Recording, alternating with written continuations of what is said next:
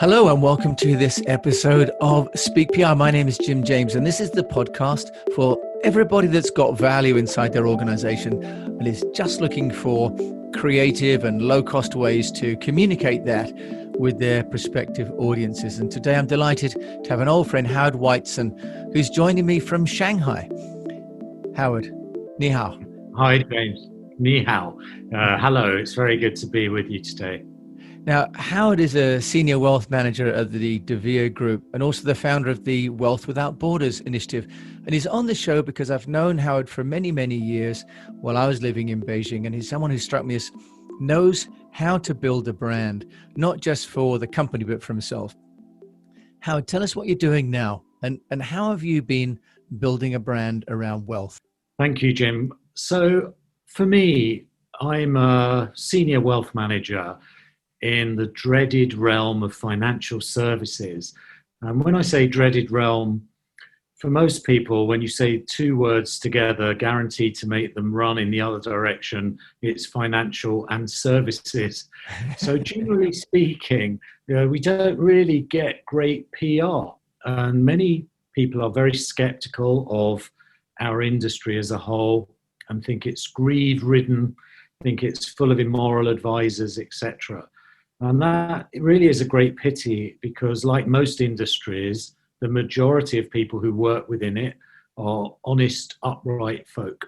So my aim in building Wealth Without Borders and indeed in working with the DeVere Group is to build a globally recognized brand known for its value that it brings to people, its life transforming value, and its integrity, and also to some degree a bit of humor, because the world of finance, I wouldn't say it could be boring, but I have a background, as you know, Jim, in long ago as a professional actor, and I'm a big believer, yes, we want to talk about the wonderful world of retirement.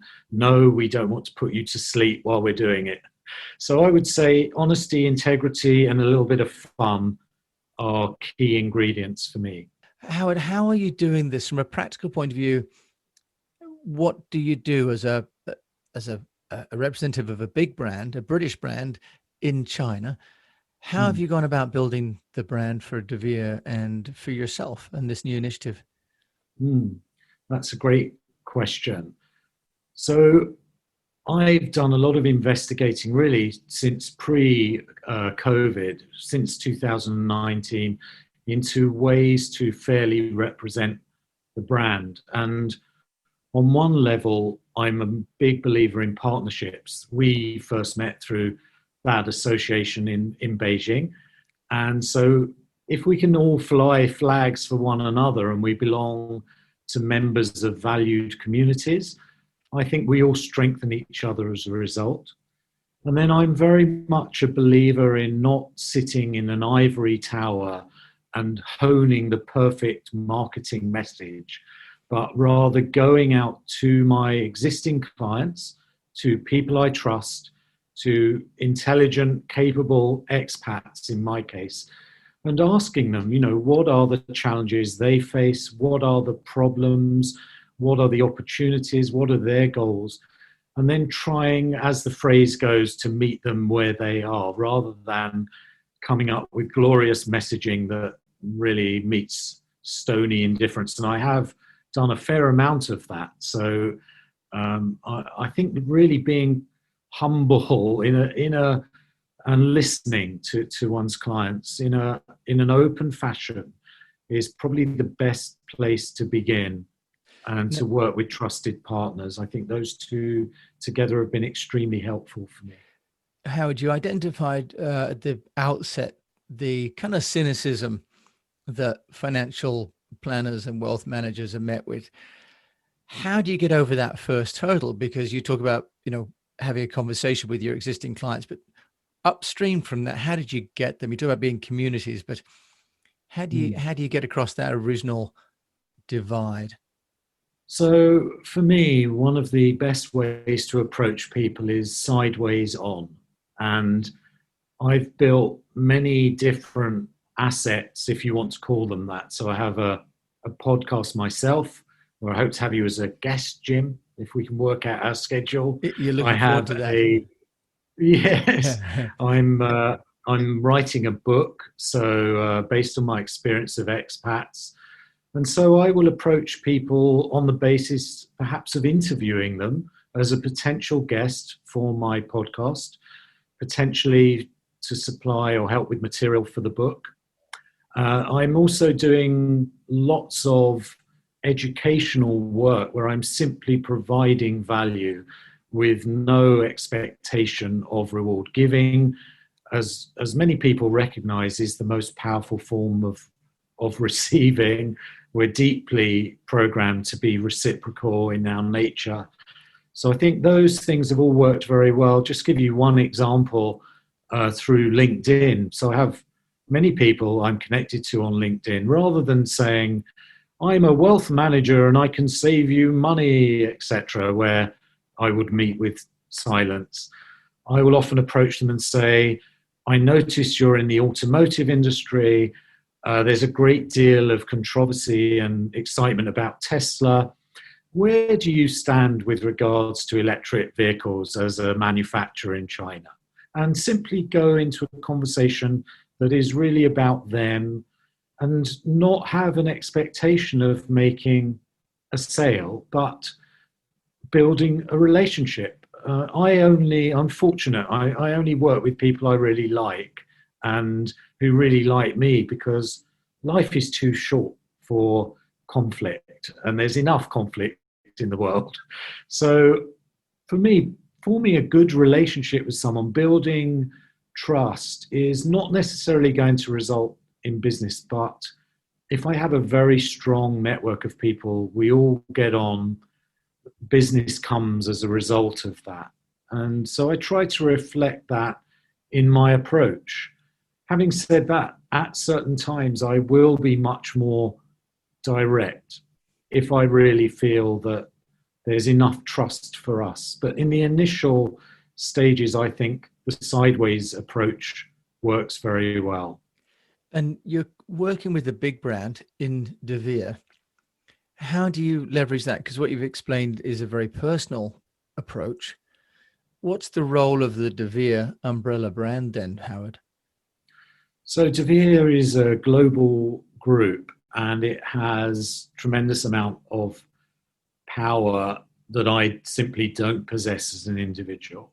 So one of the responses to 2020 has been a plethora of webinars, seminars delivered by the CEO on downwards, an increase in their own marketing materials. So I will post those into my LinkedIn. I will comment on them. I will like and share them. We use an app in China called WeChat, which is, as you know, Jim, is a monster app, combination of WhatsApp, Facebook, and everything else you can think, Apple Pay and Wallet and God knows what. And so I'll post little excerpts about both DeVere and my own branch within the bigger tree, if you like. One of the challenges, one of the difficulties of that is there's a danger that people will get confused about, well, who do you actually represent, Howard? And so it's important that I keep the flag of independence flying. So DeVere is an independent advisor. I'm an independent manager within that organization. So it does become congruent. And I think, like all of us in life, we all want a measure of independence.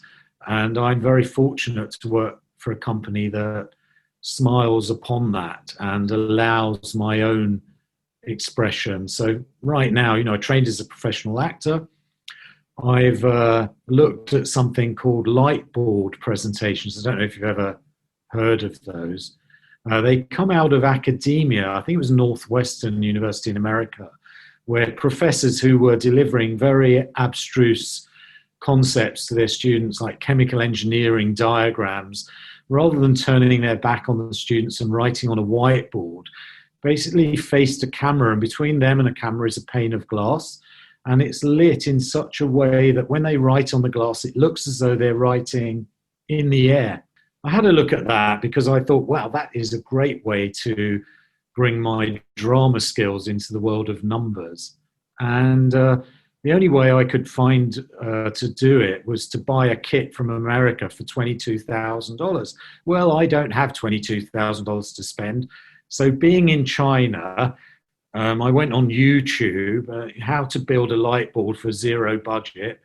And I had actually, funnily enough, the handyman who mended our baby's high chair. I said, would you like a project that's a little bit more interesting? And he's built a homemade light board for me for probably a couple of £100. And I've done 5 or 6 videos. People can check those out if they want. And I'm now working with another chap called Hollywood Eddie. I can leave you to guess where he worked. So he's applying now Disney production levels to my light board. And I just find if you start with something that feels very intrinsic to your own nature, whether you're an extrovert, an introvert, whether you're charismatic or, quite private, as long as it feels like it's an integral part, you can pretty much YouTube whatever you want to do and add the word free, low budget, and you'll probably find ways to start that at very, very low cost. And then if it works, people like it, you then go back to your customer base, see if they like it, improve it, polish it, and then some business comes from that. You can afford then to perhaps reinvest and raise the quality of it. So let's say you've got these presentations. Just talk us through how you're building your funnel. You've got the DeVere brand, and you've got membership, for example, at the British Chamber of Commerce. Can you just take us through what are some of the technologies that you're using? Is it a CRM from DeVere, or you've got your own? And how are you scheduling those appointments, for example? We have a global CRM to ensure that there's no conflict between people. And then for my personal brand, I use MailChimp for my subscriber list. So I'm building up subscribers for my podcast. That's one way I'm generating leads. I'm taking people from LinkedIn into MailChimp using what's called a squeeze page, or an opt-in page or a landing page, depending where you're from. There's different terminology. So I will offer them something of value. For example, I'll put together a quiz. How do you measure up against other executive expats when it comes to creating and protecting your wealth? I'll incentivize that. I'll offer a free copy of my book, or I'll offer some free consulting for those who take part. And then I will usually have the questions first. And then if they want to receive the results, they put in their email to get that.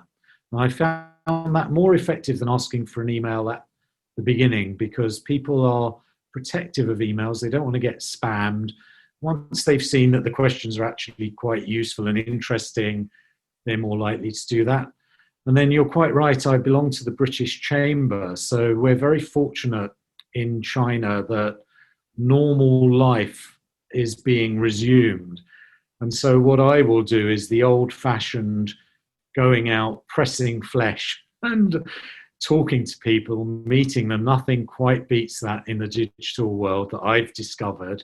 And we will exchange business cards, and I'll simply tell them about my podcast or something else that's going on. And if they'd like to be notified of that, they then go onto that subscriber list.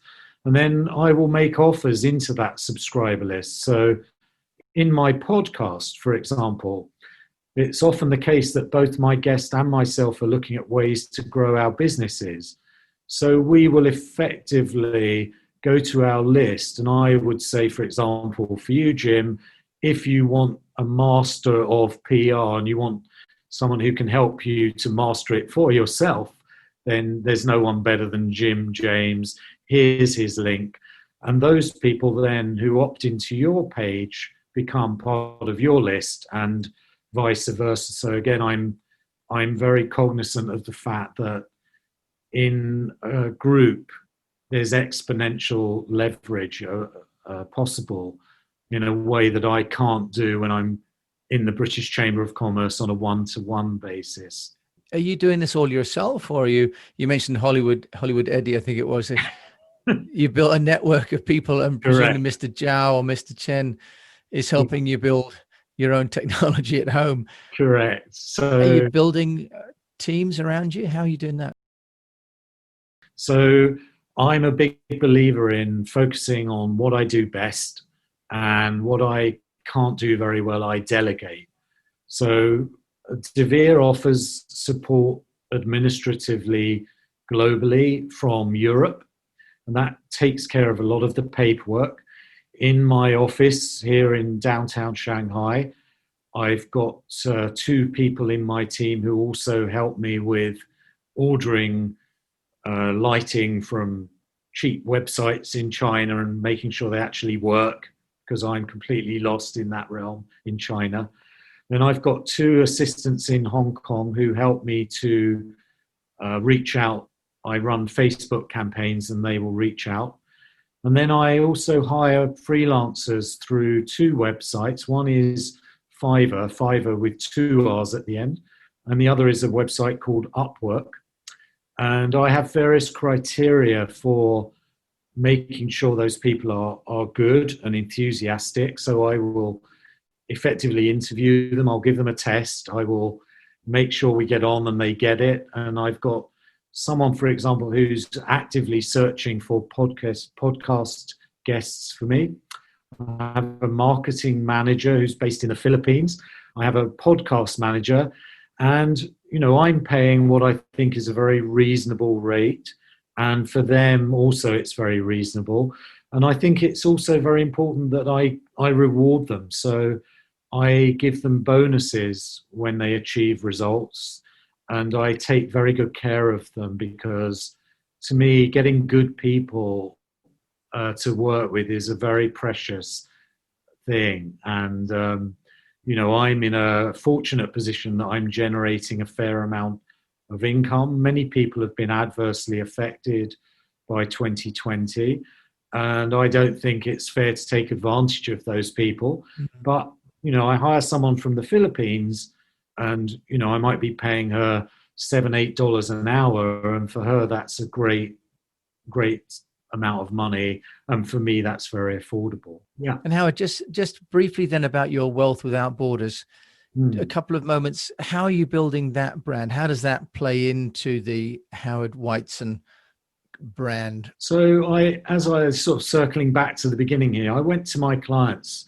with 4 or 5 different marketing statements, and Wealth Without Borders, they felt, really represented what I did for them. Expats are faced with the challenges of growing their wealth, protecting it, but also many of them will have lived in different countries. They may be concerned about compliance issues of moving their money around. So that Wealth Without Borders was initially used to describe what I do. And then I realized that wealth is not simply about what I do, but wealth is much more broad. And so the podcast is called Wealth Without Borders Podcast, where I'm interviewing people who simply offer a wealth of advice of whatever type, partially or wholly, to the expat community. And then my book, Wealth Without Borders, unsurprisingly, is the title. And, I've now trademarked it in both the UK and China, funnily enough. And so I think it just becomes a brand because, for me, it represents the heart of what I do.